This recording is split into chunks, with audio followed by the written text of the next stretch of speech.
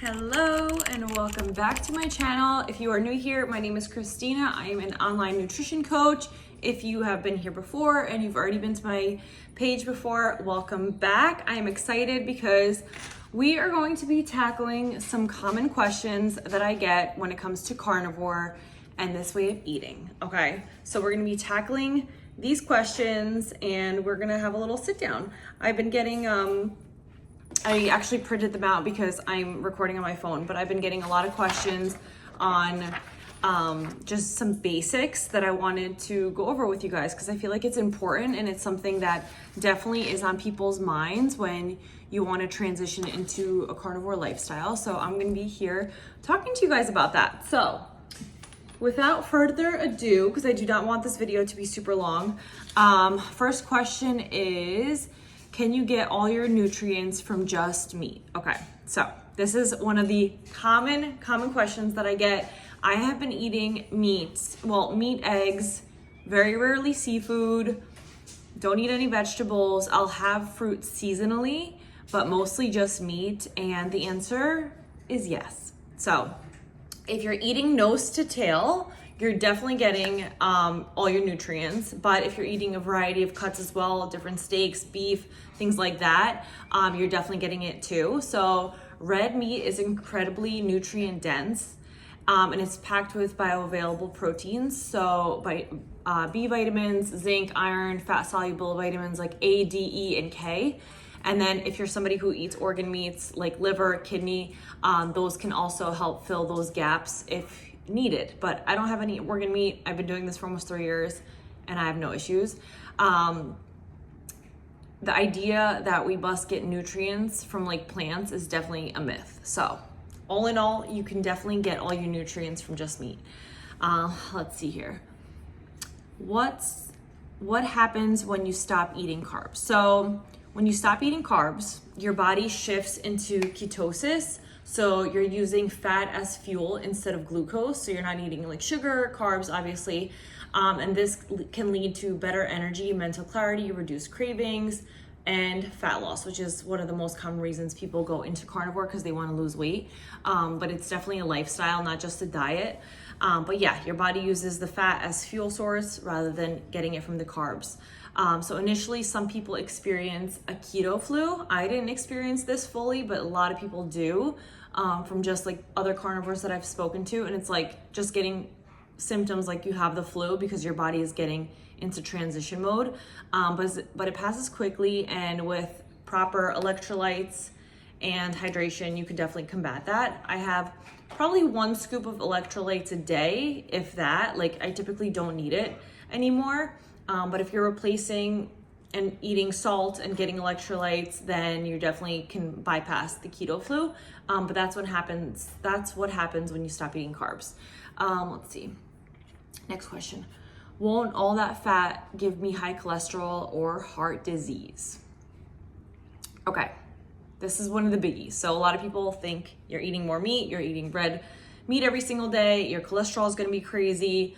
All in all, cholesterol levels may change, but that doesn't mean that it's harmful. So just because you have high cholesterol is not a bad thing. I know we've been told for so many years that high cholesterol is bad for you, you need to lower it, this, that, the other thing.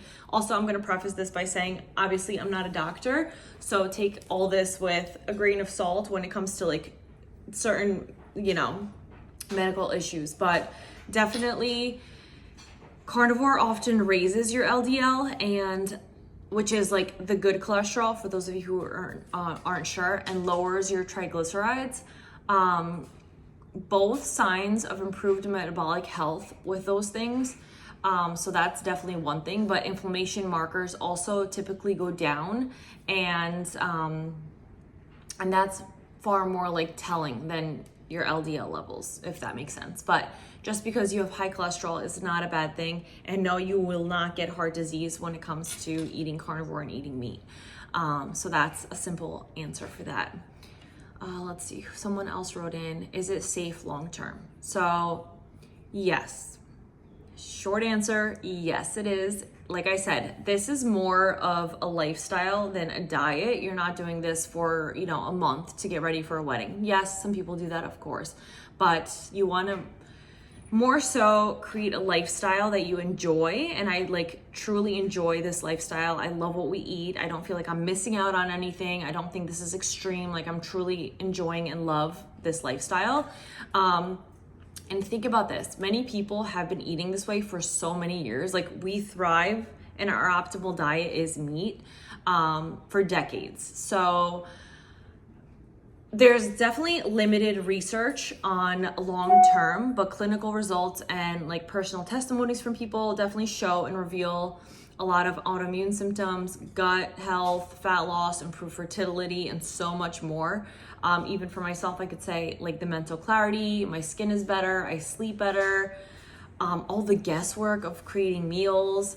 Obviously it's important to listen to your body and work with somebody if you're not sure like on how to approach this, which is why I love to share this from my personal experience and from coaching people, because everybody is different. And like I said, some people will get a keto flu, some people won't. Some people couldn't do this cold turkey and give up everything else and just go straight carnivore, and some people can't, and that's totally fine. But yes, it is safe long term. Will I lose weight on carnivore?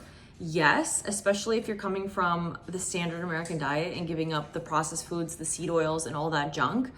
Carnivore naturally curbs cravings, so it balances your hunger hormones, helps with metabolic dysfunction, and many people lose inches, not just pounds, and see a drastic reduction in bloating and inflammation. And that's why I went carnivore. For my main reason was because I was always bloated eating everything else in standard American diet. I was eating this, I was eating in moderation.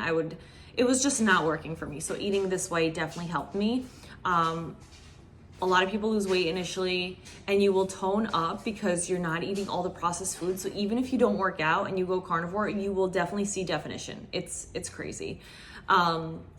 But it does curb cravings, because in the morning, let's say I eat eggs, bacon, sausage for breakfast. That keeps you so full until like dinner time. And then I have one huge meal, which is like steak, burgers, and you're just so full that you're not grabbing snacks throughout the day, which is one thing I absolutely love as well. Next question. Don't we need fiber for digestion? Another huge common question, and a lot of comments that I get on my page when it comes to fiber, and just terrible responses from people. You do not need fiber on a carnivore diet. First off, your colon feeds and fuels off of fat. So if you're eating fat and protein, you have no issue going to the bathroom. You do not need fiber. A lot of people actually improve their digestion when fiber is removed. So that's that. Bloating, IBS, constipation, often always disappear when you go carnivore. And you got to remember, like, meat is so bioavailable and digests cleanly, like I said, in your colon. So there's very minimal waste with everything else. So you go to the bathroom so easily. Fiber is not essential, and that's definitely a myth. So you do not need fiber. Is carnivore too restrictive? Won't I get bored? No. Short answer is no, because there's so many fun things you can make. Like, you can make waffles, you can make pancakes, you can make burger buns. Like, there's so many things you can make. It's really depending on your mindset. Like, if you have that creative thing to like cook and make these meals, and even not like very simplistic, like, no. Like, and you're eating such satiating good food, and if that's all you're eating, if you're hungry and you eat till you're full and you stop when you're full, you're not craving anything else, because you're only going to want to eat the meat because you're hungry. You're like truly hungry. You're not grabbing cupcakes from the pantry. Many people find it freeing. Like I said, it's not restrictive. You're eating nourishing foods, so you're not wasting your time on other foods, and you're eating steak, burgers, bacon, seafood. And once your body is nourished and you're full, like I said, you're gonna be full and satisfied. Next question here I see is, what about women's hormones and periods? So one thing I could definitely speak on here is that I had trouble with my hormones and period loss for a while, and carnivore definitely helped balance my hormones by stabilizing my blood sugar, and reducing stress on my body. So I definitely struggled with that. So if you're struggling with like period loss and your hormones, I definitely understand. A lot of women report getting their periods back once they went carnivore, because you're eating more fat and satiating foods. improved fertility. If you have fertility issues, this has definitely helped a lot of women also get pregnant, and reduced PMS. The bloating, cramps, and like the side effects of getting your period has definitely gone down for me so much. And getting that adequate fat and the nutrients definitely are crucial for hormone health. So carnivore definitely provides that. So hormone health, carnivore. Can kids or pregnant women eat carnivore? Yes. With thoughtful balance on carnivore, animal foods are incredibly nourishing and great for children's development. So pregnant women definitely need nutrient-dense, bioavailable foods as well as children. And meat delivers just that, more than anything else. Always obviously consult with a practitioner or your doctor when seeking medical advice for this stuff, but carnivore principles are definitely rooted in ancestral nutrition, and it definitely helps women, even if you're pregnant, and kids as well. I'm trying to get our kids to transition to carnivore more and more. They're obviously still hooked on the sugar addiction and things, but we've definitely thrown everything else out and have like healthy snacks in the house. Still giving them fruit, still giving them vegetables. Once in a while, only like carrots that I saute in butter, or broccoli, or some corn once in a while, and maybe some potatoes, maybe once a month or so, but technically they just eat meat as well with us. What if I feel tired or weak starting out? So that is completely normal because your body's transitioning and adapting. You're likely low on electrolytes, so I would say up your salt and electrolytes, especially sodium, potassium, and magnesium. So definitely drink more water, salt, and make sure that you're eating enough. Fat is key for energy in the beginning. So sometimes you're gonna feel like you're eating a lot of fat and you're like, oh my God, I'm just gonna start gaining all this weight. It's not gonna happen.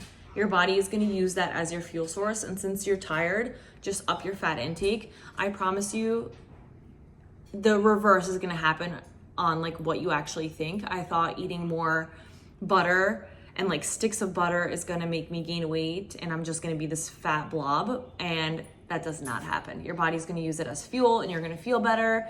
Your skin's gonna get better. Your hair is gonna grow longer and stronger. I just got a haircut literally last week. I cut off like 3 inches, and I did that because I know it's gonna grow back so fast, and it's getting thicker and it just feels so much better, and it's definitely from the fat that I'm eating. I'm working out a lot less than I did before. I do a little bit of strength training and walking every single day. That's it. I don't do any like running or HIIT workouts anymore. I completely gave those up for almost 3 months now.